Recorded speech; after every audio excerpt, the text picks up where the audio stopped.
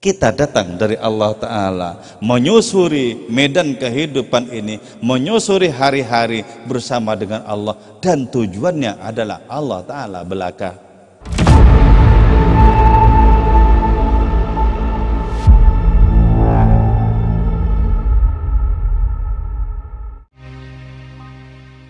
Ini lagunya pas sekali. Sholatullahi wassalam ala man uhiyal Qur'an. Man uhiyal Qur'an itu tak lain adalah Kanjeng Rasul. Jadi jatah beliau itu adalah Al-Qur'an, dan jatah Al-Qur'an itu adalah beliau.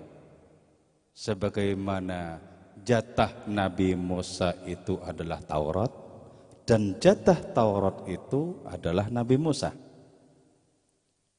Jatah Zabur itu untuk Nabi Daud, dan Nabi Daud adalah jatah untuk Zabur.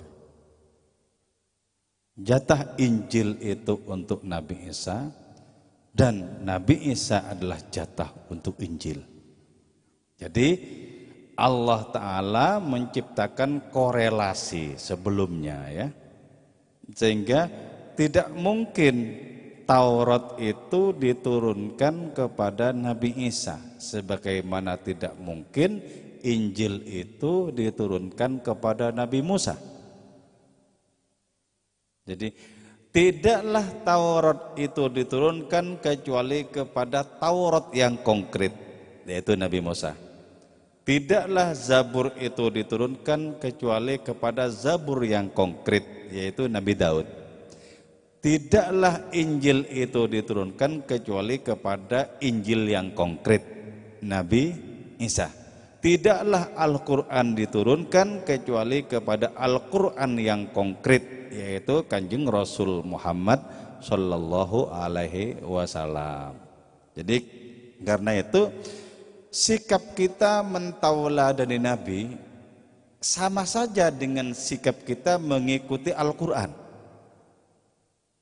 Sama. Jadi merayakan Al-Quran dengan pembacaan dan amal yang penuh ketulusan sama saja dengan merayakan Kanjeng Rasul dengan mentauladani beliau di dalam kehidupan kita sehari-hari. Sama. Nah, sekarang begini ya.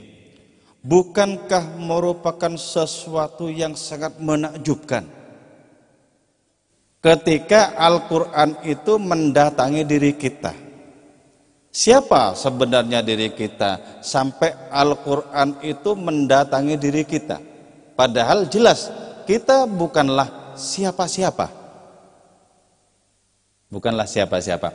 Ketika kita jatuh cinta kepada Al-Quran, menyelami Al-Quran, itu sesungguhnya karena Al-Quran itu terlebih dahulu memberikan syafaat kepada kita sehingga kita memiliki kegandrungan kepada Al-Quran. Sama, tidaklah kita mencintai Kanjeng Rasul Muhammad SAW kecuali beliau terlebih dahulu memberikan pertolongan kepada kita sehingga tumbuh di dalam hati kita rasa takzim kepada beliau dan mencontoh ketauladanan beliau. Bahkan tidaklah Allah Subhanahu wa Ta'ala kita cintai kecuali sebelumnya Allah lah yang mencintai diri kita. Jadi andaikan Allah tak memulai cintanya kepada kita, mana mungkin kita bisa merasakan nikmatnya mencintai Allah Subhanahu wa Ta'ala. Itulah sebabnya Al-Quran menyebutkan yuhibbuhum wa yuhibbunahu.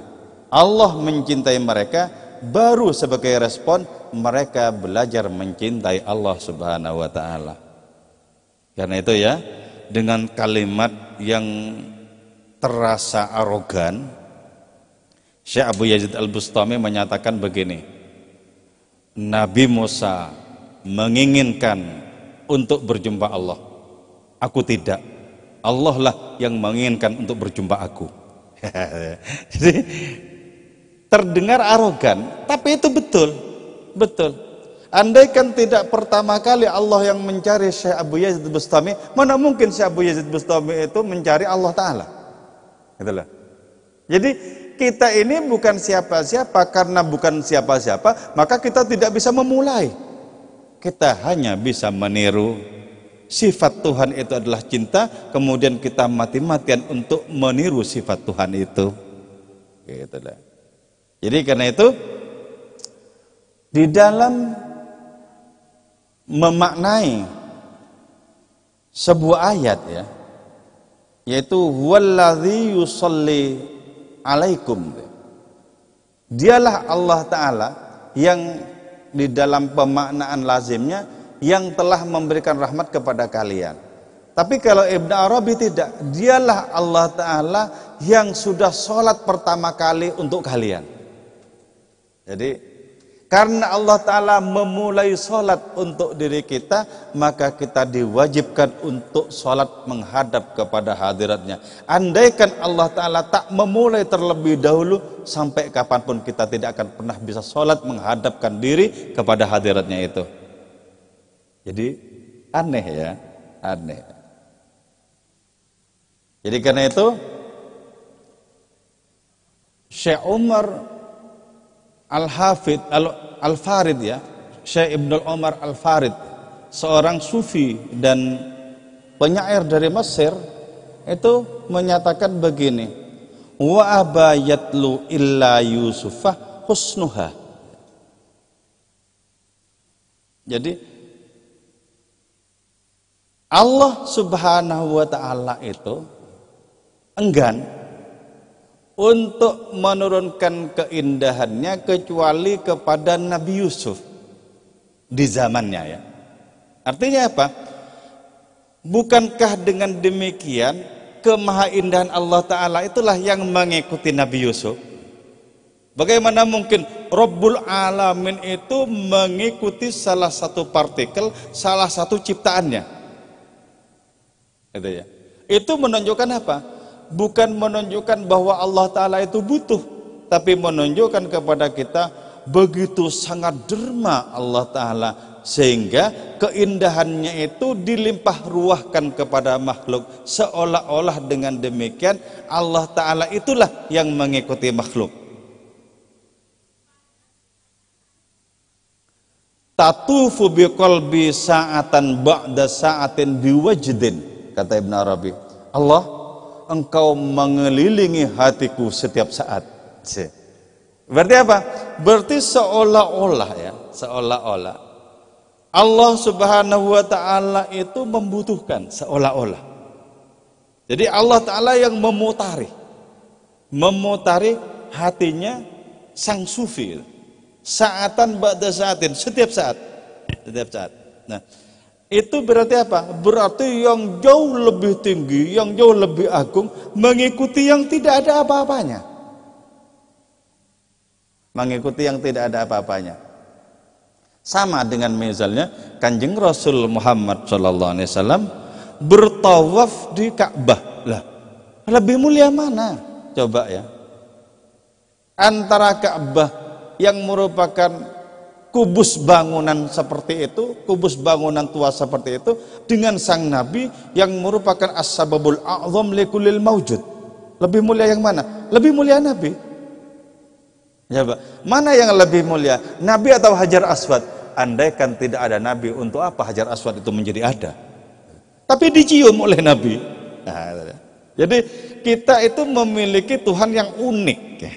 Tuhan yang unik. Jadi digetarkan batin kita untuk belajar patuh, lantas kita tertatih-tatih untuk mempersembahkan kepatuhan itu. Bahkan sampai sekarang kita diikuti oleh firman-firmannya. Bukankah itu menunjukkan adanya belas kasih yang tak terhingga? Bukankah itu merupakan bentuk sayang Allah Ta'ala yang tidak bertepi? Diikuti oleh firman-firmannya. Jadi walaupun kita ini dablek gitu ya, tetap saja diikuti oleh firman-firmannya.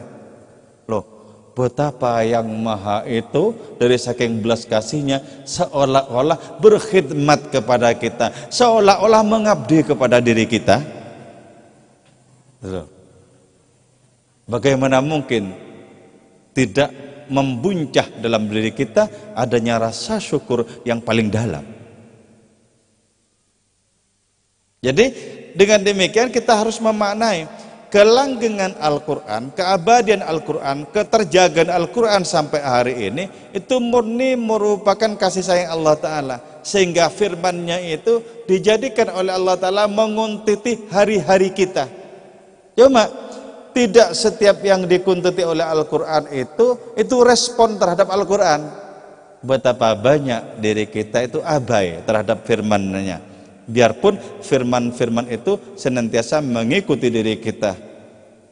Bahkan firman-firman yang wajib dibaca, Fatihah misalnya dalam Al-Quran, itu seringkali juga diabaikan, seringkali juga dilalaikan. Jadi bukan lantaran kurang belas kasih Allah Ta'ala kalau kita menempuh jurang celaka, bukan. Belas kasih Allah Ta'ala itu sudah lebih dari cukup, lebih ya. Nah, yang menjadi persoalan adalah ketika kita menyia-nyiakan segenap belas kasih-Nya itu, kita sia-siakan, kita abaikan, seolah-olah ada segala sesuatu yang lebih penting dari merespon firman-firman-Nya, seolah-olah ada yang lebih penting untuk berjumpa dengan hadirat-Nya. Jadi kemudian hiduplah manusia itu di dalam bingkai seolah-olah dan seakan-akan, seolah-olah penting padahal tak penting, seolah-olah perlu padahal sama sekali tidak diperlukan. Jadi betapa kehidupan yang demikian itu adalah kehidupan yang penuh dengan ilusi, jauh dari keaslian, jauh dari originalitas rohani, jauh. Jadi karena itu benahi kembali kehidupan kita untuk lebih fokus kepada hadiratnya, sehingga kita bisa mengenyahkan, mengesampingkan sampah-sampah kehidupan, atribut-atribut yang setengah-setengah, berbagai macam rayuan yang penuh dengan tipuan, itu bisa kita singkirkan.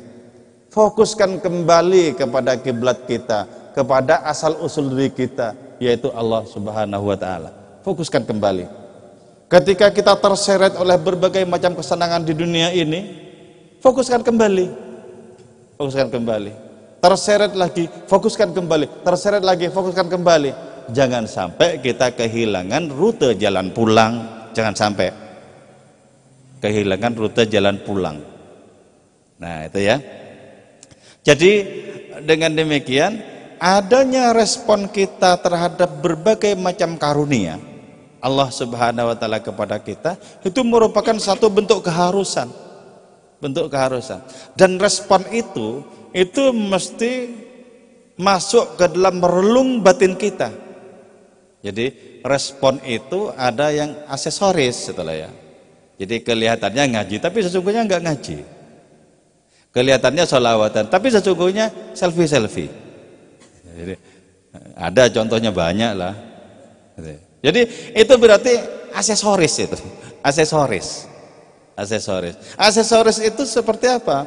Seperti bagian dari permukaan. Jadi enggak memasuki inti. Tidak memasuki inti. Aksesoris seperti itu. Jadi kita itu memiliki lapisan-lapisan kehidupan diri kita. Temukan lapisan terdalam, maka lewat lapisan terdalam itu kita bisa memiliki koneksi dengan Allah Subhanahu wa Ta'ala. Memiliki koneksi. Jadi temukan bagian terdalam, dimensi batiniah kita, originalitas diri kita, di mana Allah Ta'ala menciptakan kita fitratallahi fataran nasa 'alaiha. Jadi kita temukan fitrah kembali. Sebab apa? Kehidupan ini terdiri dari gulungan-gulungan kabut. Jadi kabut bergulung-gulung membuat penglihatan semakin tidak jelas. Sehingga ketika tidak jelas menjadi kebolak-balik, mana yang inti, mana yang profan, mana yang hakiki, mana yang hanya permukaan, kebolak-balik. Nah, ketika kebolak-balik seperti itu ibaratnya seperti Google Map yang sudah runyam itu. Belok kanan padahal nggak ada belokan kanan. Ya. Belok kiri nggak ada belok kiri. Wah, ini sudah mulai mabuk Google Map ini. Nah, itu pusatkan kembali. Nah, pusatkan lagi gitu loh. Kembali ke pengaturan awal. Nah, manusia mengalami hal-hal yang seperti itu. Menemukan ini, maka senang kepada ini. Menemukan itu, senang kepada itu. Padahal semua selain Allah Ta'ala tidak layak untuk mendapatkan cinta dan rindu kita. Tidak layak. Tidak layak. Kalaupun kita diperbolehkan, itu dalam rangka tumpah ruah cinta kita kepada Allah, tumpah ruah rindu kita kepada Allah. Kenapa boleh mencintai istri? Karena istri itu adalah tangga kepada Allah Subhanahu wa taala. Kenapa boleh mencintai anak-anak dan keluarga? Mereka sesungguhnya adalah permata-permata ilahi yang menjadi tangga kepada Allah Subhanahu wa taala. Kalau tidak dalam rangka terwujud cinta kepada hadiratnya, maka semua itu adalah bagian dari musuh, bagian dari kabut-kabut. Kalau engkau memang laki-laki, maka tataplah wajah Tuhan, karena wajah Tuhan adalah kiblat bagi seluruh alam raya. Jadi hanya orang yang berani memilih Allah sebagai kekasih, itulah yang sebenar-benarnya laki-laki. Selebihnya adalah casing laki-laki. Casing laki lah.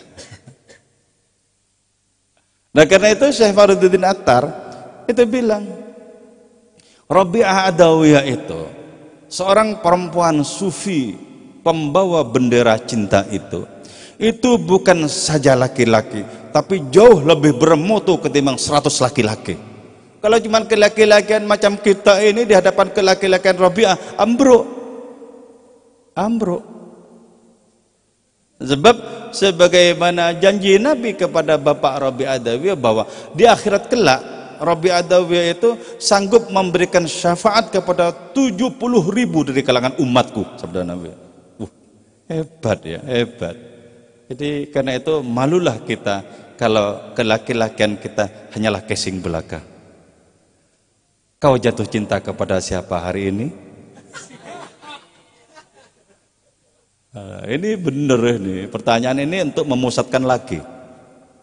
Setelah runyam oleh berbagai macam cabang-cabang jalan dalam kehidupan, sebagaimana runyamnya Google Map itu. Jadi karena itu jangan terlalu percaya Google Map ya. Itu hanya keterpaksaan kita yang harus kita hadapi dengan waspada. Harus waspada. Jangan bongkokan menyerahkan diri kepada Google Map. Nanti kita dihadapkan dengan gang-gang buntu, jalan-jalan buntu, bahkan ke tengah-tengah sawah. Jadi kalau sudah tidak masuk akal, jangan ikuti. Sebab betapa banyak orang yang sudah kecewa dengan mengikuti, membabi buta itu. Sama, kalau kita mengikuti makhluk-makhluk yang karena hati kita merasa jatuh cinta kepada makhluk-makhluk itu, maka bersiap-siaplah untuk kecewa, siap-siaplah untuk menderita. Karena itu jatuh cinta kepada makhluk itu harus jatuh cinta dengan kewaspadaan, sama sebagaimana perhatian kita kepada Google Map itu, penuh dengan kewaspadaan. Jangan-jangan malah nanti membelokkan ke kanan dan ke kiri, sementara tidak ada jalan ke kanan dan ke kiri. Oke. Jadi pusatkan kembali, karena sesungguhnya ya, kita itu tidak bisa bernisbat di dalam hidup ini kecuali kepada Allah Ta'ala. Coba mau bernisbat kepada siapa, terhubung kepada siapa coba? Asal usul kita itu Allah Ta'ala. Langit dan bumi tak melahirkan kita, bahkan hakikatnya bapak dan ibu kita tak melahirkan kita. Hakikatnya kita datang dari Allah Ta'ala, menyusuri medan kehidupan ini, menyusuri hari-hari bersama dengan Allah, dan tujuannya adalah Allah Ta'ala belaka.